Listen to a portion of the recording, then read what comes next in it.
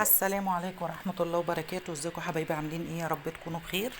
بص بقى، طبعا النهاردة ايه بقى؟ هنعمل بقى شوية محشي كده زي السكر، زي ما انتم ما شايفين. طبعا زي ما انتم ما شايفين الطبق، بصوا جامد جدا طبعا، والدايت بوس خالص خالص. حبيت اوريكم الوصفة معايا النهاردة. طبعا كلنا بنعرف نعمل المحشي، مفيش حد ما بيعرفش يعمله، بس في تركاية كده في الاخر هقول لكم عليها. طبعا ومش لازم ان احنا بقى نعمل جنبه لحمة وفراخ يعني. الطبق ده لوحده بيتاكل بصراحة، بيبقى تحفة. زي ما انتم ما شايفين كده، انا عملت النهاردة فلفل وبتنجان وكرنب. الكرنب دوت كان معايا، كنت مفرزاه معاكم. فطلعت شوية كده صغيرة وفككتهم، ودولت اللي حشيتهم. طبعا الرز دوت بقى كان فايض مني خلطة محشي.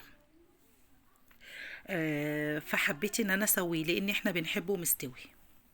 يلا نسمي الله ونصلي على الرسول واقول لكم هنعمل ايه. هنا بقى معانا في الحله شويه زيت محترمين كده، وهننزل بقى ايه بشويه بصل برضك حلوين، وهنقعد بقى ايه نقلب كده ونحمرهم. عايزه لايك حلو كده قمر زيكم، واشتركوا في القناه، ودوسوا على كلمه الكل عشان يوصل لكم كل جديد. وعايزه دعوه حلوه كده من قلبكم. طبعا انا اوريكم الطماطم. انا حطيت في الطماطم حطيت قرنين فلفل حراقين. اللي بيحبوا سبايسي اكتر يكتر فلفل، اللي ما بيحبوش سبايسي اكتر ما يكترش الفلفل، واللي ما بيحبوش سبايسي ما يحطش فلفل خالص. طبعا بصوا، انا بحب بقى ايه احط يعني اخلي البصله تبقى غامقه، يعني اللون ده بالظبط. ليه بقى؟ لاني بتخلي الطماطم لونها محمر، تخلي صلصة المحشي لونها ايه غامق شوية. طبعا هي البصل ما اتحرقش، طبعا هتشوفوا النتيجة في الاخر لما تتسبك. اللي ما اشتركتش بقى في القناة تخشي تشترك وتدوس على كلمة الكل عشان يوصل لها كل جديد، وعايزة لايكات كتير كتير منكم حلوة. طبعا بحط بقى شوية فلفل اسمر كده محترمين، شوية حلوين كده. وهنا السبع بهارات. تمام. وهنحط شوية بابريكا وشوية كمون،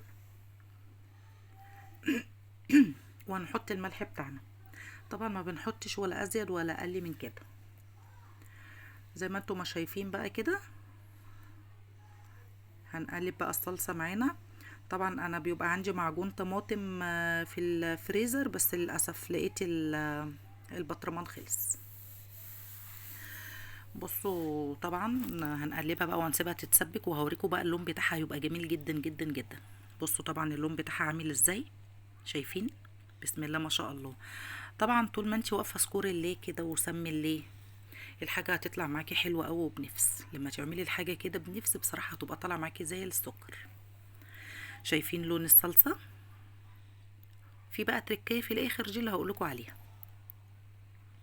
طبعا هنا غسلنا بقى الرز معانا، هننزل بقى بالرز، وهنكون بقى ايه محضرين بقى الخلطه والتركايه الاخيره دي. طبعا بقى انا بحب ان انا اقلب الرز شويه في الصلصه كده على النار عشان خاطر يتشرب شويه. بصوا زي ما انتم ما شايفين طبعا، بصوا لونه ما شاء الله حلو. انا عامله شفشقوطه بس، يعني شفشق الا حاجه بسيطه، مش مكتره كمان طماطم. هننزل بقى هنا ايه، خلاص بقى كده هننزل بقى بالخضره بتاعتنا. تعالي بقى للتركايه الاخيره دي. هاتي بصلايه حلوه كده كبيره، واضربيها في الكبه مع شويه فلفل اسمر وشويه ملح. شايفين الشكل؟ بصراحه لا وهم. طبعا بصوا بقى، انا ضربت البصلايه في فلفل اسمر وملح، وهننزل بقى ايه بيها على الخلطه بتاعه المحشي. انتي وانتي بتقلبيها هتشم ريحتها جميله جدا، هتشم خلطه المحشي دي حلوه قوي. طبعا انا عايزه بقى لايكات حلوه كده ودعوه حلوه كده من قلبكم، وبحبكم كتير وبشكر كل اللي بيتابعوني، وبقول لكم بصراحه يعني انتوا على راسي من فوق. زي ما انتم ما شايفين طبعا ايه سخن صعب بصراحة، يعني الحشو في الوقت ده صعب جدا، فالمفروض ان انا اسيبه ان هو يبرد شوية، بس لا انا كنت مستعجلة فحبيت ان انا احشي على طول. بصوا طبعا سخن نور بصراحة يعني. هنا بقى معانا البتنجان، هنحشيه بقى زي ما انتم ما شايفين كده. وهنوقف البتنجان ده في الحلة، فيه بيحطوه كده يعني مش بيوقفوه،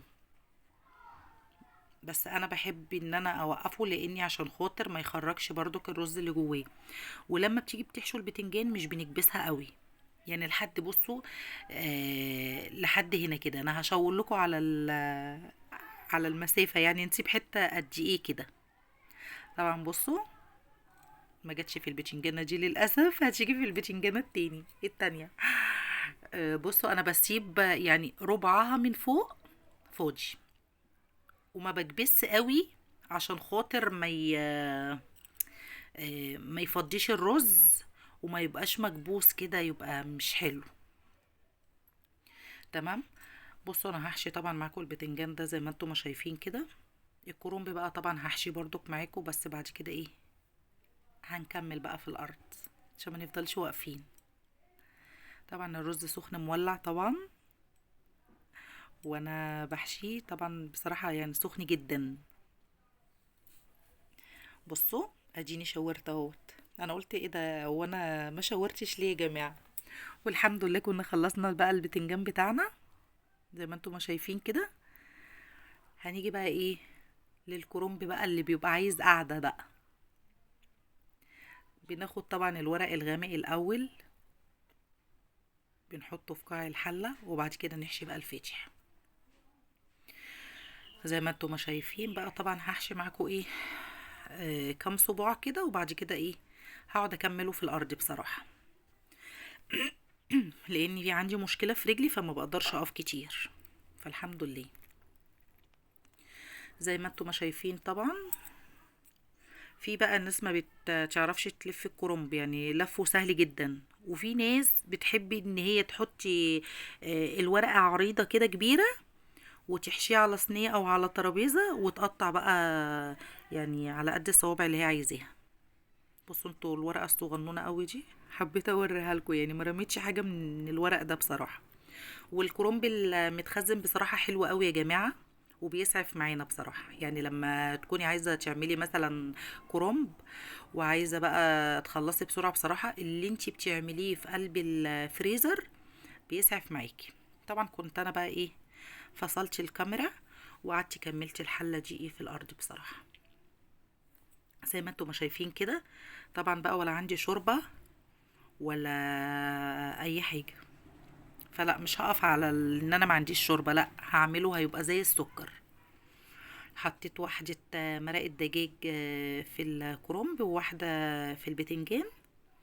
تمام. وهحط برضك شوية ملح برضك تاني عشان خاطر يبقى إيه الورق بتاع الكرنب يكون مالح، والبتنجانة والفلفل من بره يكونوا برضك مالحين وملحوم كويس.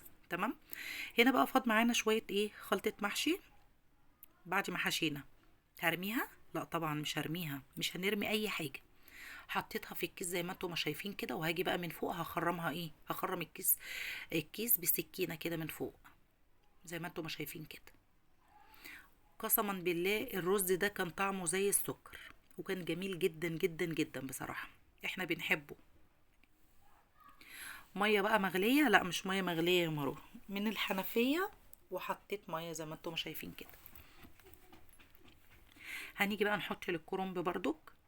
بصوا الكرنب بقى ايه لما تيجوا تحطوا له بقى المية او الشوربة اللي انتوا هتحطوها، مش بنملى الحلة قوي يعني. بصوا يا دوبك على اول حرف الكرنب من تحت كده، شايفين؟ عشان خاطر يعني ما يتهريش وما يعجنش مننا كده كفايه. هنعمل ايه بقى في الاخر؟ هنجيب بقى كيس نايلون، كيس تلاجة فاضي نضيف، هنطبقه نصين، وهنحاول ان احنا نغطي الحله كلها. وبعد كده هنجيب بقى طبق، اي طبق عندك بس البلاستيك لا، وحطيه كده وولع عليه. بصوا هنا البتنجان بتاعي بدأ بصراحة يتشرب، هبدأ ان انا اوطي عليه.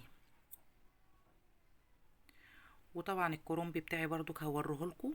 ودي كانت وصفة اليوم بتاعتنا بصراحة، وكان ريحته جميلة جدا وطعمه بسم الله ما شاء الله تحفة. الكيس ده بقى يا جماعة انا بفضل حطاه على الكرنب لحد لما بيخلص سوا خالص ويستوي. بيبقى طعمه حلو. ودي كانت وصفة اليوم بتاعت النهاردة، ويا رب وصفة اليوم تعجبكم، وما تنسونيش بقى في لايك قمر زيكم، وبحبكم كتير كتير كتير. والسلام عليكم ورحمة الله وبركاته.